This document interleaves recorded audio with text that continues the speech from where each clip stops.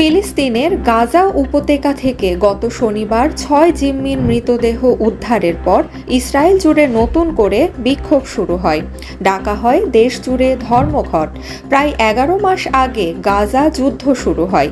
এই যুদ্ধ শুরুর পর ইসরায়েলে এত বড় ও ব্যাপক বিক্ষোভ আগে কখনো হয়নি।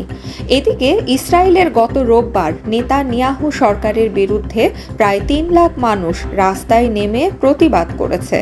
তারা মূলত যুদ্ধবিরতি চুক্তি করতে ব্যর্থ হওয়ার পেছনে বর্তমান সরকারকে দায়ী করেছেন।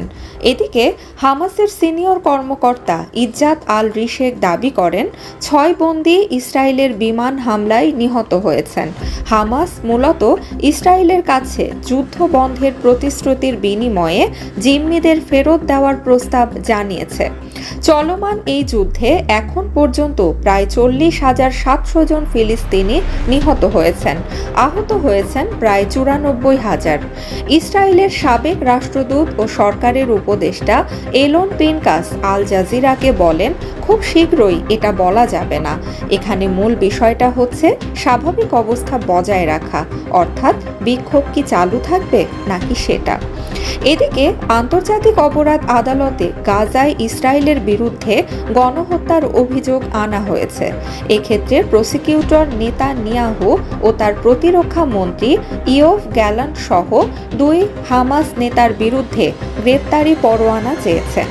গত মে মাসেও হামাস ও ইসরায়েলের মধ্যে চুক্তি হওয়ার কথা ছিল, কিন্তু বিশ্লেষকদের মতে নেতানিয়াহুর কঠিন সব শর্তের জন্য শেষ পর্যন্ত ওই চুক্তি আলোর মুখ দেখেনি। তখন থেকেই গাজায় হাজার হাজার ফিলিস্তিনি নিহত হয়েছেন। একই সঙ্গে ইসরায়েল পশ্চিম তীর ও লেবাননে অভিযান জোরদার করেছে। তবে নেতানিয়াহুর বিরুদ্ধে এমন প্রতিবাদ এবারই প্রথম নয়, বরং দেশের বিচার ব্যবস্থা নিয়ে বিতর্কে গত বছরও ব্যাপক বিক্ষোভের মুখোমুখি হয়েছিলেন তিনি। এছাড়াও চলতি বছরের গ্রীষ্মেও যুদ্ধবিরতি ও জিম্মিদের মুক্তির দাবিতে তার বিরুদ্ধে বিক্ষোভ হয়েছে। এদিকে ৬ জিম্মির মৃত্যুর ঘটনা নিয়ে নেতানিয়াহু বলেছেন, এই ঘটনার জন্য যারা ইসরায়েলি দায়ী করছেন তারা মূলত হামাসের প্রোপাগান্ডার সুরে কথা বলছেন। অপহরণকারীদের হত্যার মূল্য বরং গাজাতে চুকাতে হবে, সেখানে আরও বেশি অঞ্চল দখল ও ইহুদি বসতি স্থাপনের মাধ্যমে।